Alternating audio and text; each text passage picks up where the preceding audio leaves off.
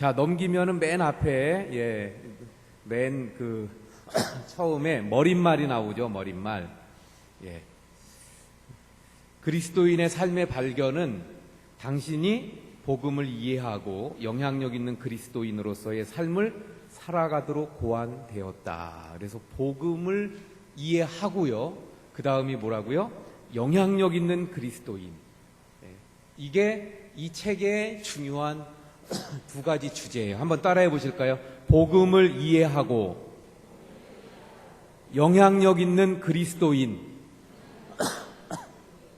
이게 중요합니다.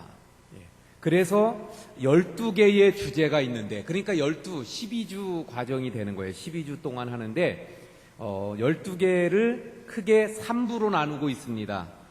첫 번째가 뭐예요? 은혜의 복음을 이해하기. 두 번째는 은혜 안에서 자라가기. 세 번째는 현실 세계에서 은혜대로 살기. 뭐 오른쪽에 보면 또 그렇게 나와 있죠. 자, 그래서 두 번째 단락, 왼쪽 두 번째 단락을 보면 일부 은혜의 복음을 이해하기 위해서는 하나님의 은혜로부터 시작된 복음을 잘 이해하도록, 그래서 회심이 무엇인가, 또 구원을 받기 위해 어떻게 해야 하는가, 그리스도 안에서 우리의 위치, 그리고 세례의 중요성, 뭐 이러한 것들을 일부에서 배우게 되어진다 하는 것입니다. 그래서 은혜의 복음, 그것처럼 복음에 대한 것, 구원에 대한 것, 이런 것이 일부입니다. 그래서 아주 기초가 되는 거죠. 우리 믿음의 기초인 구원, 회심, 이러한 것들이 일부에서 우리가 그래서 복음을 이해하는 겁니다. 2부에서는 뭐라 그랬어요? 은혜 안에서 자라가기. 그래서 아까 복음을 통해서 구원받은 우리가 자라가야 되죠. 그 자라가기 위해서는 그래서 복음을 누리며 풍성한 삶을 살아가는 것인데, 그러기 위해서는 뭐가 필요합니까? 성령에 의한 생활, 그리고 말씀 훈련, 기도 훈련, 이것을 통한 하나님과의 친밀한 교제. 그래서 말씀, 기도, 훈련, 그리고 교회 안에서 자라간다. 이건 뭐예요? 교회 안에서 자라간다? 신앙생활, 교회 생활, 교회 생활에 대한 것. 교회 안에서 우리는 신앙생활 속에서 우리의 신앙이 자라가는 것이잖아요. 그래서 교회 안에서 자라가야 합니다. 자, 이게 2부가 되고요. 3부는 현실 세계에서 은혜대로 살기 그랬는데요. 다시 말하면 무슨 말입니까? 세상에서, 이런 말이죠. 세상에서 은혜대로 살기. 세상, 또 육체, 마귀, 뭐 이러한 모든 적들, 또는 하나님을 섬기는데 방해가 되는 장애들, 이러한 것들을 이기고 그리고 승리하는 그리스도인의 삶이 무엇인가 하는 것들을 또 3부에서 우리가 배워가게 될 것입니다. 그래서 12주 과정으로 되어지는데, 여기 머릿말 맨 밑에서 세 번째 줄부터 이야기를 보면요. 밑에서 세 번째 줄, 여러 주제들을 성경의 가르침을 통해 깨닫고, 그 깨달은 것을 인도자나 참석자들과 이야기를 나누는 과정을 통해서 하나님과 더불어 살아가는 삶에 대한 살아있는 지식은 물론 지혜와 통찰력도 얻게 될 것이다. 그래서 성경의 가르침을 깨닫고, 그 다음에 하나님에 대한 지혜와 통찰력을 얻는 것이 이 교제를 통해서 우리가 배우는 목표라고 말할 수 있을 것입니다. 그래서 사실은 이게 한 과씩 하면은 좀 짧아서 두 과씩 해야 어쩌면은 맞는데, 우리는 한 과씩 해서 오후 예배를 아주 간단하게, 그래서 또 찬양대는 연습도 또 하고 가야 되고, 이래서 좀 간단하게 하면서 그 대신에 간단하지만 확실하게 우리가 배워갈 수 있는 시간들이 될 수 있기를 바랍니다. 그래서 1부는 뭐라 그랬어요? 은혜의 복음을 이해하는 것. 그 중에 1과 오늘은 회심입니다. 회심. 자, 그래서 1과 회심, 한 장 넘기시면 이제 나오는 거죠. 오른쪽에 1과 회심. 그래서 모든 세대는 거듭나야 한다. 예, 거듭난다. 이게 다른 말로 회심, 이게 또 다른 말로 구원, 이렇게 말할 수 있는 겁니다. 여러분, 여기 말하잖아요. 모든 세대는, 이 말은 결국 모든 사람은이라는 거죠. 모든 사람은, 어떤 시대에든 모든 사람은 거듭나야 한다.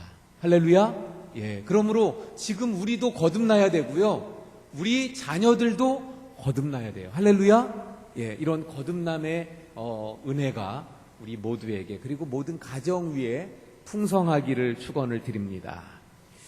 그 밑에 있는 말, 우리 PPT도 넘겨주시면 나오는데요.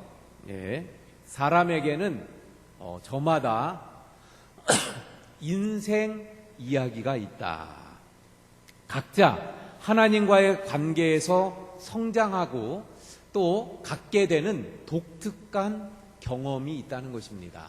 예수님을 구주로 알게 된 우리가 또 그리스도인이 되었을 때 어떤 일들이 일어나는 것인가. 그래서 요걸 조금 더 다시 설명드리면, 우리 모두는요, 하나님과의 그 관계 속에서 하나님을 만나고 구원을 경험하게 되는 것이죠. 예. 그래서 우리가 물론 다 같이 예배를 드립니다만은 혹시 조시는 분 계실까봐 졸지 말라고 또 뭐 이렇게 집중시켜 주네요. 예.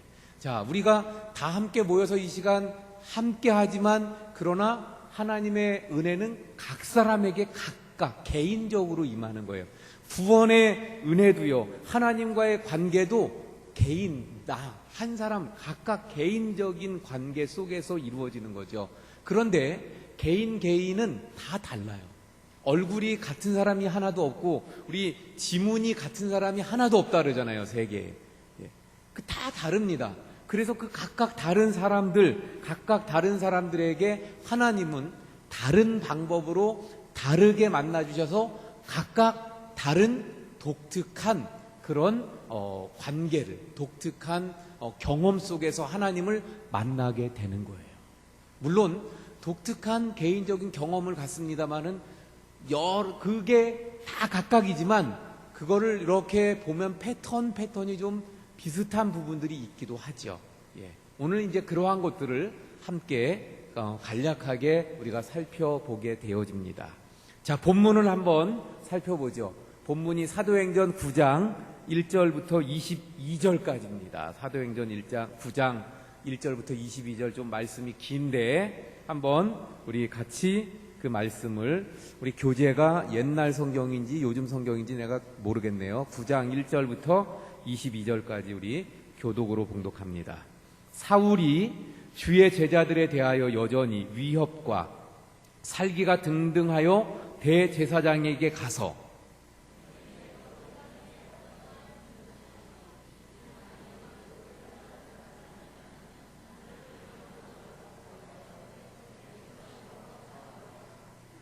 사울이 길을 가다가 다메섹에 가까이 이르더니 호련히 하늘로부터 빛이 그를 둘러 비추는지라.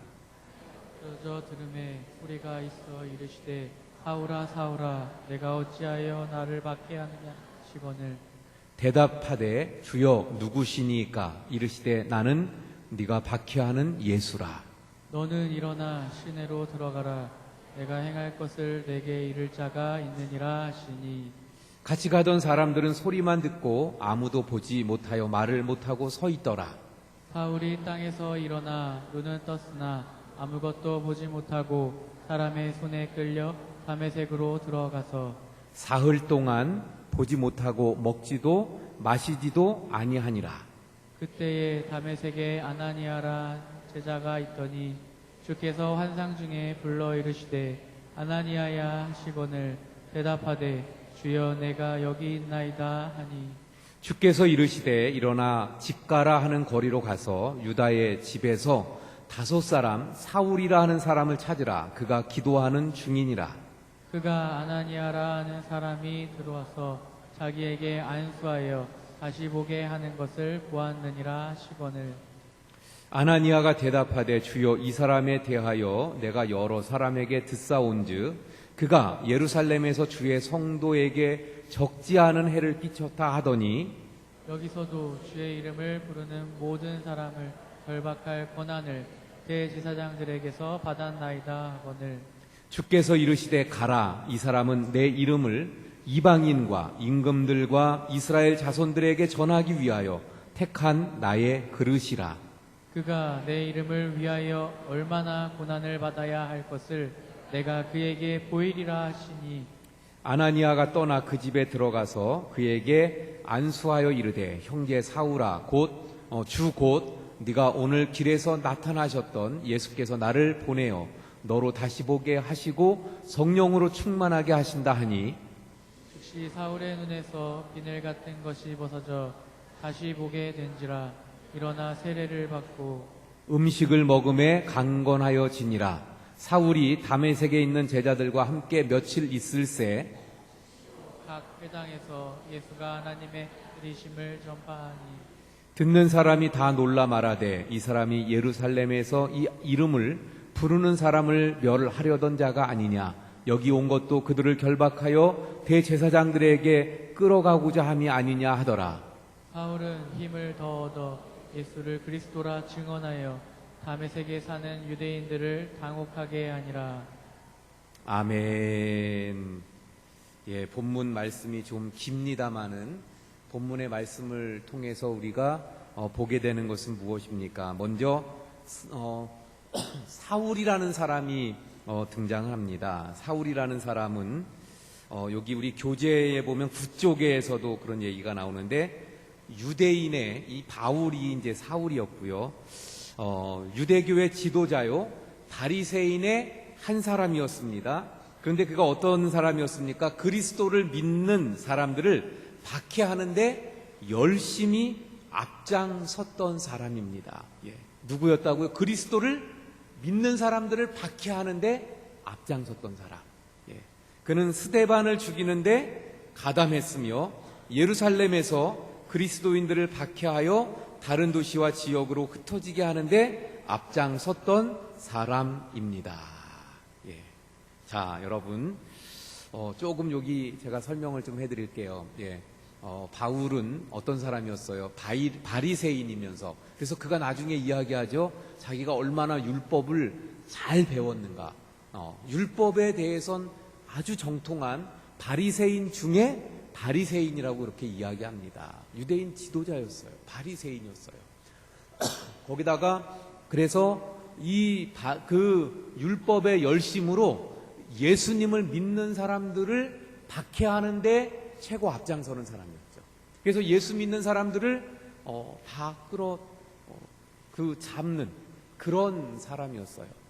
먼저 스데반이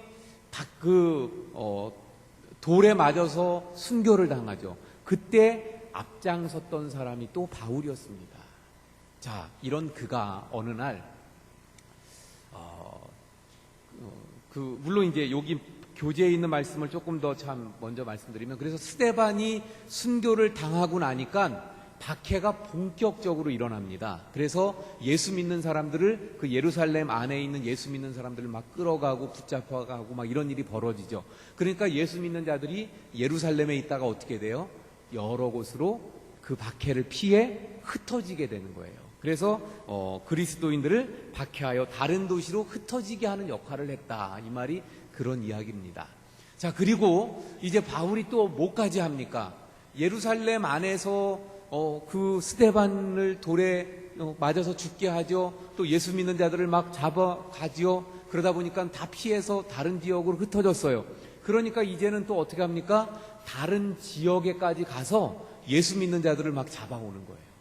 그러던 중에 이 다메섹에 예수 믿는 자들이 또 있다는 소식을 들은 것 같아요. 그래서 그 당시 사내들인 공회가 최고의 그런 법적인 기관이었죠. 유대인들에게 있어서. 그 사내들인 공회에 가서 그래서 그 허가를 받습니다. 다메섹에 가서 모든 예수 믿는 자들을 잡아올 수 있는 허가를 받아가지고 그리고 또 다메섹에 있는 사람들이 그 조서를 보여주면 누구든지 유대인들은 다 협조해야 되는 공문을 다 가지고, 그리고 다메섹에 있는 예수 믿는 사람들 다 잡아오기 위해서 다메섹으로 이제 가게 되어진 거예요. 그래서 다메섹을 향해 갑니다. 다메섹에 거진 도착했을 쯤에 어떤 일이 벌어집니까? 갑자기 강하고 밝은 빛이, 우리 가끔 가다가 그런 경험 있나요? 태양을 우리가 이렇게 딱 보면 갑자기 눈이 부시잖아요. 그리고 태양을 바라봤다가 다른 걸 보면 금방 잘 안 보이잖아요. 그런데 그 태양보다 아마 훨씬 더 몇 배라고 말할 수 있을까요? 근데 그 밝은 빛이 비추면서 바울이 그만 말에서 떨어지게 됩니다. 그 빛에 눈이 멀게 된 거예요. 떨어집니다. 그리고는 음성이 들리는데 뭐라 그래요? 사울아, 사울아, 네가 어찌하여 나를 핍박하느냐. 그러니까 사울이 깜짝 놀라서 누구십니까? 주여, 당신이 누구십니까? 그랬더니 그 다음에 또 뭐라고 말씀하셔요? 나는 네가 핍박하는 예수다. 사울이 그때 예수님을 만난 거예요. 내가 예수 믿는 자들을 핍박했는데 예수 믿는 자들을 핍박한 것이 곧 예수님을 핍박한 것이고, 나는 예수님은 십자가에 못 박혀 죽은 그런 저주스러운 인간으로 알았는데 그 예수는 살아계신 하나님의 아들이라는 것을 바울이 그때 알게 된 거예요. 그래서 눈이 먼 채로 사람들의 부축을 받고 그 다메섹으로 들어가게 되죠. 그런데 이런 과정 속에서 그가 이제 들어가서 아무것도 먹지도 않고 마시지도 않고 그러면서 기도를 하게 되는 거죠.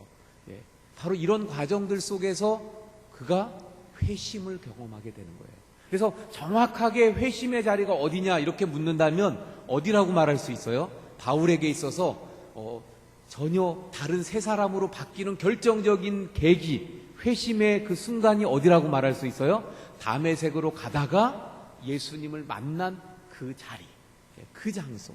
그리고 좀 더 이걸 크게 보면 지금 이 다메섹에 들어가서 기도하고 그 다음에 아나니아라는 사람을 보내고 그래서 그가 안수할 때에 비늘 같은 것들이 벗겨지면서 다시 보게 되고 그리고 하나님께서 주신 그 사명을 분명히 알게 되고, 이게 여기까지가 전체적으로 회심이라고 말할 수 있는 거예요. 그래서 오늘 본문은 뭐에 대한 말씀이에요? 바울이라는 사람이, 물론 그땐 사울이라고 불려졌죠. 사울이라는 사람이 예수님을 박해하고 예수님을 핍박하던 사울이라는 사람이 예수님을 만나서 이제는 예수님을 위해서 핍박을 받는, 예수님을 위해서 목숨을 건 바울로 바뀐 이 회심, 사울이 바울로 바뀐 회심에 대해서 오늘 본문은 말씀하고 있는 겁니다.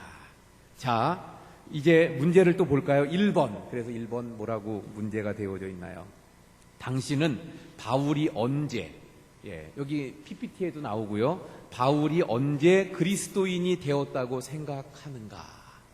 제가 말씀드렸는데 언제 그리스도인이 된 거예요? 바울이?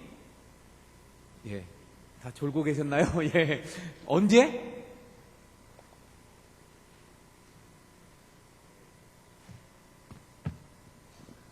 자, 언제라고요? 아무도 말씀을 안 하셔요. 언제라고요?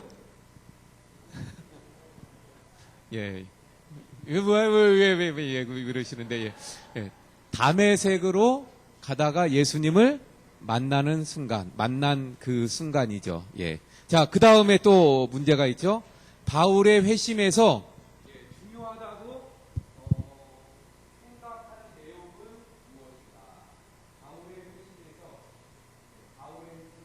중요하다고 생각하는 내용은 무엇인가? 바울의 회심에서 중요한 것은요, 바울은 다메섹으로 가다가 그리스도인이 된다고 했잖아요. 근데 그 그리스도인이 되는 그 상황, 안 들려요? 그리스도인이 되는 그 상황, 아까 설명해 드렸잖아요. 바로 다메섹에 거진 도착했을 때 빛이, 밝은 빛이 비춰져서 말에서 떨어졌고요. 그리고 음성이 들렸다 그랬잖아요. 그러면서 뭐라 그랬어요? 사울아 사울아 네가 왜 나를 박해하느냐. 주여 당신은 누굽니까? 네가 박해하는 예수다. 물론 그 다음에도 또 눈이 멀고 다메섹에 들어갔는데 환상 중에 아나니아라는 사람이 와서 나를 기도해 줄 것이고 또 내가 그래서 이방인의 전도자로 세워졌다. 이런 걸 예수님과 계속 본문에서는 그 다메섹 안에서만 예수님과 바울의 그 대화가 나오지만 그러나 그 본문의 내용을 통해서 보면 다메섹에 들어가서도 그가 기도하는 중에 주님과 계속 대화하고 있었을 거예요. 그래서 이 회심에서 중요하다고 생각되는 내용은 무엇인가 하면요. 바울이 인격적으로 예수님을 만났다는 거예요. 예수님과 살아계신 예수님을 그가 만났다는 거예요. 예. 그가 그전에는 예수는 나무에 십자가라는 나무에 달려 죽은 저주받은 인생으로 알았는데 여전히 살아계시는 부활해서 살아계신 하나님의 아들이라는 것을 그가 알게 됐다는 거죠. 그래서 회심에서 중요한 것은 살아계신 그 예수님을 만났다는 거예요. 할렐루야. 그 예수님을 경험했다는 거예요. 아까 그랬잖아요. 우리 그리스도인들은 각각의 하나님과의 만남의 경험이 독특한 경험들이 다 다르다 그랬잖아요. 바울의 하나님을 만나는 바로 그 첫 번째 경험이 바로 이 순간이에요. 그래서 회심은 하나님의 살아계심을 그리고 예수 그리스도를 만나는 인격적으로 내가 분명하게 만나는 이 체험, 이게 바로 회심입니다. 우리에게 그래서 우리에게 이 회심이 그냥 이걸로 하죠. 뭐. 우리에게 그래서 이 회심이 중요합니다. 자, 그러면 두 번째 회심 전과 회심 후의 바울의 모습은 어떠한 차이가 있습니까? 회심 전 그리고 회심 후에 2번입니다. 2번. 어떤 차이가 있습니까? 우리 어떻게 말할 수 있을까요? 회심 전, 회심 후. 아까도 이미 말씀드렸는데 회심 전에는 어떤 사람입니까? 살기가 등등해서 저 다메섹에 사는 그리스도인들을 다 잡아 가두겠다고 박해자로, 핍박자로 다메섹에 가던 사울이었습니다. 그런데 그런 그가 이제 예수님을 만나고 나서는 어떻게 됐죠? 예수님을 위해 핍박받는 그리스도인으로 바뀌어졌어요. 그래서 바울의 회심 전 그리고 회심 후의 모습, 박해자였다가 박해를 받는 자가 되었습니다. 그리고 그의 삶의 이제 목표가 삶의 그리고 모습이 어떻게 됐어요? 완전히 삶의 목표와 삶의 태도가 완전히 바뀌게 되어졌어요. 달라졌어요. 이게 바로 회심입니다. 그러니까 우리가 예수님을 만나기 전까지 살아오던 삶의 모습이 있어요. 근데 예수님을 만나고 나면 어떻게 돼요? 삶의 모습이, 삶의 태도가 완전히 달라져야 돼요. 예수님을 박해하던 자가 예수님을 위해서 박해를 받는 자로 완전히 바뀌는 우리에게 이런 모습이 있느냐 하는 것입니다. 나는 과연 예수 믿기 전하고 예수 믿은 후가 달라진 것이 완전히 달라진 모습들이 있느냐 하는 거예요. 이게 진정한 회심의 사람들이고 진정한 그리스도인들의 모습인 줄로 믿습니다. 자, 그 다음 거 그럼 볼까요? 뭐야? 안 나와요 이것도?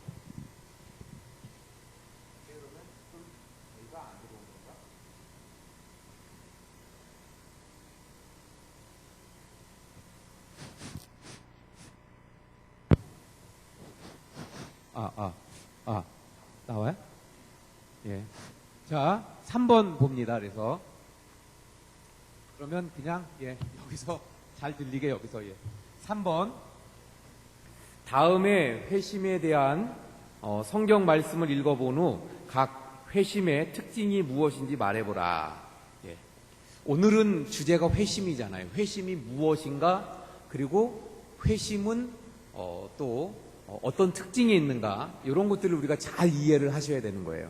자, 그래서 3번 문제는 다음 성경을 읽어보고 회심의 특징이 무엇인지 말해보라 그랬거든요. 자, 그 다음 거 봅니다. PPT로도. 보면은 여기 성경 말씀이 다 길어요. 그래서 이걸 다 우리가 찾아보고 읽어보면 오늘 저녁도 먹어야 돼요. 예, 교회에서. 예, 그래서 너무 오래 걸리니까 제가 그냥 설명만 쭉 하고 넘어갈 테니까 나중에 한번 집에 가셔서 요 본문 말씀들도 한번 읽어보시면 좋을 것 같아요. 첫 번째, 삭개오. 예, 누가복음 뭐 19장 1절부터 10절 그랬는데 이 삭개오. 삭개오는 어떤 사람이었어요? 세리장이었습니다. 세리장. 그래서 유대인인데 세리장이에요. 그러면 이건 무슨 말이냐면 유대인인데 유대인을 위한 사람이 아니고 유대인의 그 정복자인 로마를 위한 사람이에요.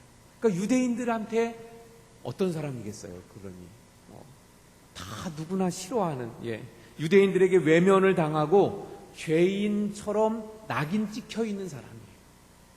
흔히 말하는 왕따를 당하는 사람이죠. 그런데 경제적으로는 그 정복자인 로마의 편에서 일을 하는 사람이니까 경제적으로나 뭐 이러한 것들은 누릴 것을 누리는 사람이에요. 하지만 사람들에게 외면당하는 죄인 취급을 당하는 그런 사람입니다. 그런데 삭개오가 회심했어요. 그래서 삭개오에서의 회심의 특징은 외면당하는 사람 또 죄인으로 낙인 찍혔던 사람의 회심입니다. 두 번째, 니고데모가 나와요. 니고데모. 이 니고데모는 어떤 사람인가 하면요, 아까도 사내들인 사울이 사내들인에서 허가증을 받아서 다메섹으로 갔다 그랬잖아요. 그러니까 유대인의 최고 기관이 사내들인입니다. 유대인이 지금 로마의 식민지잖아요. 그래서 모든 권한은 다 빼앗겼어요. 그런데 유일하게 사내들인 이 공회만은 남겨두었습니다. 그래서 유대인 자치 기관으로서 최고의 의결 기관이 사내들인이에요. 그런데 그 사내들인의 그러면 공회원이 몇 명이냐? 71명이에요. 예. 그 한 명, 70명에다가 플러스 1명에서 한 명, 71명인데 한 명은 대제사장. 그리고 나머지 70명이 그 회원입니다. 근데 니고데모가 그 사내들인 공회원. 그래서 옛날 성경에는 관원 이렇게 나왔고 요즘의 성경에는 유대인 지도자 이렇게 나옵니다. 근데 이렇게 보면 밑에 주에 사내들인 그 관원이라고 나오죠. 그러니까 다시 말해서 사회적으로 고위 계층에 있었던 사람의 회심이에요. 니고데모는 사회적인 고위층이었는데 예수님을 만나서 회심한 사람으로서의 특징입니다. 세 번째는 운물가의 여인. 예수님과 어느 날 운물가에서 한 여인이 만났잖아요. 그런데 그 여인은 누구였습니까? 예, 부끄러운 과거를 가진 여인이었어요. 그래서 예수님하고 이야기하다가 예수님이 그러죠. 가서 남편을 데려와라 그랬더니 이 여인이 머뭇머뭇거립니다. 그러면서 남편이 없다 그래요. 그러니까 예수님이 뭐라 그래요? 네 말이 맞다. 예. 너가 전에 남편이 5이었다. 예. 지금 사는 사람도 네 남편이 아니지 않냐. 예. 그러니까 지금까지 5명의 남편이 있었고 지금 6번째. 근데 진짜 남편은 아닌 거예요. 그런 부끄러운 과거를 가진 여인인데 예수님을 만나서 삶이 완전히 바뀌는 회심을 하게 되어졌더라. 예. 이게 운물가의 여인입니다. 그 다음에 루디아가 나오죠. 이 루디아는 바울이 복음을 전할 때 빌립보라는 곳에 가서 복음을 전할 때 첫 번째 구원받은 여인입니다. 자주 장사 루디아라고 그렇게 흔히 나오죠. 그래서 자색 옷감 장사인데 그게 그 당시에 굉장히 괜찮은 사업이었던 거예요. 그러니까 괜찮은 큰 사업가였던 루디아라는 여인인데 이 여인에 대해서 그 사도행전에 나오는 말씀을 보면 하나님을 잘 섬기던 여인이었어요. 그래서 루디아는 누구냐? 하나님을 잘 섬기던 경건한 여인인데 예수님을 만나서 회심한 그런 여인입니다. 그래서 경건한 사람이 회심한 거예요. 수월하게. 그 다음에 빌립보의 간수가 나오죠. 그 다음 이제 그 빌립보에서 루디아가 구원받고 그 다음에 계속 복음을 전하다가 바울하고 실라가 그만 붙잡히게 됩니다. 그래서 모진 매를 맞고 감옥에 쳐넣어졌죠. 그런데 한밤중에 바울과 실라가 뭐하죠? 그 감옥에서 찬양하며 하나님께 기도합니다. 그랬더니 창고와 옥문이 막 열리게 되죠. 그때 그 지키던 간수가 어떻게 해요?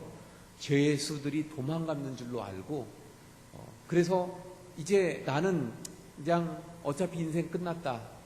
간수가 죄의 수들이 도망갔으니까.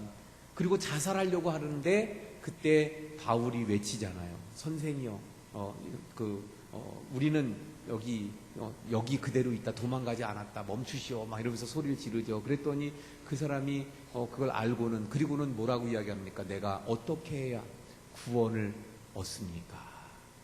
주 예수를 믿으라. 그리하면 너와 내 집이 구원을 받으리라. 할렐루야. 그래서 구원받게 된 사람이 이 빌립보 간수잖아요. 다시 말하면 그 죽음으로써 삶을 마감하려고 하던 그런 위기의 순간에서 회심받은 사람이에요. 위기의 순간, 아주 마지막 벼랑 끝에서 구원받은 사람. 그 다음에 이제 베레아 사람들이라고 말씀합니다. 베레아 사람들은 누구입니까? 그 다음에 이제 계속 사도행전의 말씀을 보면 데살로니가에 있다가 그 다음에 베레아로 가죠. 그래서 복음을 전하는데 베레아 사람들은 데살로니가에 있는 사람들과 달라서 옛날 말씀에 뭐 신사적이어서 그러는데 복음의 말씀을 아주 상고합니다. 이 말씀이 그러한가 하여 그래서 깊이 연구하고 하나님의 말씀을 깊이 있게 연구하고 그 말씀을 아주 사랑했던 그 진리에 대한 배움에 열심히 있었던 그런 사람들이에요. 그래서 진리에 대한 열심히 있었던 사람의 회심이 바로 베레아 사람들입니다. 그 다음 마지막으로 디모데가 나오죠. 디모데는 누구입니까? 어릴 때부터 신앙의 훈련을 받았던, 그래서 어머니가 누구예요? 유니게. 또 외할머니가 누구예요? 로이스. 로이스와 유니게로부터, 그래서 외할머니 어머니로부터 신앙훈련을 받고 자라났던 사람. 다시 말하면 모태신앙으로서 예수님을 만나는 회심을 경험한 것. 자, 그래서 제가 좀 간단하게 쭉 말씀을 드렸는데, 자, 이것을 통해서 우리가 뭘 볼 수 있습니까? 이거 전체를 통해서 보니까 여기에 신분, 고, 하, 그리고 과거의 경험, 또 처한 상황들이 다 달라요. 그리고 그런 것들은 문제가 없고 상관이 없어요. 어떤 고위층에 있느냐, 또는 아주 저 밑에 층에 있느냐, 뭐 과거가 뭐 화려하냐, 아니면 부끄럽냐, 지금 처한 상황이 막 죽음의 순간이냐, 위기의 순간이냐, 편안하냐, 뭐 돈이 많냐, 이런 거 전혀 상관이 없다는 거예요. 중요한 것은 어떤 상황, 누구든지, 어떤 사람이든지 바로 예수님을 만나서 회심하여서 구원 받아야 된다는 것입니다. 할렐루야. 그럼 이걸 다시 말하면 모든 사람은 예수님을 만나서 회심하여 구원받아야 됨을 말씀하고 있는 거예요. 자, 여러분, 오늘 그래서 회심에 대한 말씀드린데, 아까 바울을 이야기했고요. 바울을 좀 더 이렇게 중심적으로 보았다면 이 사람들 쭉 나왔는데 결국은 어떻습니까?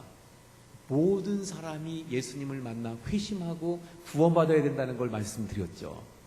그렇다면 지금 우리는 어떤가요? 우리 역시 어때야 돼요? 누구도 예외 없이 모두가 다 예수님을 만나서 회심을 경험하는 구원의 사람들이 되어야 될 줄로 믿습니다. 자, 그렇다면 이런 회심의 경험이 있고 또 예수님을 만난 경험이 있고 그런 구원의 은혜를 경험했고 누리고 있는가가 중요합니다. 여러분, 아직 내게 회심이 없다면 어떻게 해야 합니까? 회심의 이 시간을, 경험을 가져야 돼요. 예수님을 정말 만나고요. 그리고 내 마음을 완전히 바꾸는, 그래서 내 인생이 바울처럼 회심 전과 후가 달라지는 구원받은 참다운 그리스도인의 삶이 되어야 합니다. 물론 지금 말씀드렸던 바울 특별히 대표적이고요. 바울은 어떻습니까? 굉장히 이 회심의 내용이 극적이죠. 또 여기 쭉 나오는 사람들 중에도 극적인 사람들이 있어요. 뭐 빌립보 관수라든가 이런 사람 막 죽으려고 그러는데 그 순간 그래서 이제 회심하게 되고 이렇죠. 그러나 디모데 같은 경우도 보면 그렇잖아요. 그냥 어려서부터 신앙 훈련을 받아왔고 어느 날 바울을 만나서 그냥 저절로 예수님을 믿게 된 거예요. 그러니까 꼭 극적이어야만 되는 것은 아닙니다. 무슨 뭐 자동차를 타고 가다 죽을 그런 사고를 당하거나 죽을 병에 꼭 걸렸거나 그런 속에서 예수님을 만나야만 그게 회심이 되는 건 아니에요. 내가 내 의지로 내가 예수님을 이제부터 믿습니다. 내가 이제부터 예수님을 위해 오늘 아침에도 뜻을 정한 인생이라고 말씀드렸죠. 이제부터 내가 예수님을 위해서 살아갑니다. 내가 예수님을 구주로 삼고 예수님의 뜻에 내 삶을 맡기고 살아가겠습니다. 내가 결단하면 그래서 내 삶을 바꾸면 그게 뭐예요? 회심이 되어지는 거예요. 그래서 예수님을 영접하고 나의 구주로 믿고 그래서 예수님을 위해서 살아간다면 그것이 바로 회심입니다. 우리에게 이런 회심의 경험이 우리에게 꼭 있어야 된다는 거예요. 자, 마지막 적용과 나눔, 이것은 사실 적용하고 나눔을 가져야 되는데 그냥 말씀드리고 마치겠습니다. 좀 전에 지금 3번 그 질문에서 여러 사람이 나왔는데 어떤 사람이 나의 경험과 가장 유사한가? 만약에 경험한 사람이 있다면 나에게 어떤 사람이 가장 유사한가? 또는 지금 그런 경험을 안 했다면 이 쭉 사람들 중에 나랑 비슷한 사람이 누군가? 그러면 비슷한 사람에 대한 말씀은 성경 말씀이 나오죠? 꼭 읽어보세요. 가셔서. 내가 혹시 삭개오와 비슷하다고 생각이 드십니까? 그럼 누가복음 꼭 읽어보세요. 내가 운물가의 여인과 같습니까? 그러면 요한복음 4장의 요 여인에 대해서 또는 루디아와 같습니까? 디모데와 같습니까? 그러면 각각 그 비슷한 사람을 읽어보세요. 여러분 오늘 말씀 다시 정리하고 마칩니다. 회심은 뭐라고요? 예수님을 만나기 전에 내가 예수님을 만나서 새로운 나의 삶이 되어진 이게 회심이에요. 바울은 어땠어요? 사울로서 박해하던 자가 예수님을 만나 회심함으로 이제 예수님을 위해 박해를 당하는 바울이 되었어요. 우리도 과거에 예수님을 모르고 예수님과 상관없이 살아가던 삶이 있었습니까? 그렇다면 예수님을 만나는 회심이 우리 가운데 있어야 돼요. 예수님을 위한 결단의 뜻을 정하는 회심의 경험, 시간이 있어야 돼요. 그리고 예수님을 위해 이제는 평생 살아가는 우리의 삶이 회심한 이후의 삶이 그래서 우리 그리스도인의 삶의 출발은 어디가 되는 거예요? 이 회심의 자리가 되는 거예요. 이 회심의 자리가 없으면 그럼 아직 출발을 못한 거예요. 이 출발이 있어야 그 다음에 우리가 아까 1부, 2부, 3부 나오는 것처럼 그 더 나가는 거예요. 더 우리 사랑하는 성도 여러분, 우리 모두 이 회심의 경험이 있어야 합니다. 회심의 경험이 없는 분들은 하나님 앞에 기도하며 이 회심의 경험을, 회심의 그 은혜를 꼭 가질 수 있기를 축원을 드립니다. 그리고 회심한 그 경험이 있는 우리들은 어떻게 해야 돼요? 아까 말씀드린 것처럼 지금까지 살아왔습니다마는 다시 한번 이번 기회를 통해서 회심 후에 어떻게 우리의 신앙을 다져가면서 쌓아가야 되는가? 우리 12주 동안 이제 남은 11주 동안 함께 살펴보도록 하겠습니다. 짧게 한다르고 길어졌네요. 우리 찬송가 436장 찬송합니다.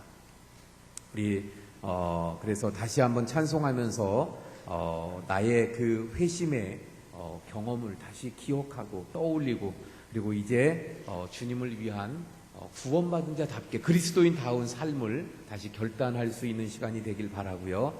특별한 교회 소식은 없는 것 같고 찬송하시고 기도하고 마치도록 하겠습니다. 박수 치면서 할까요?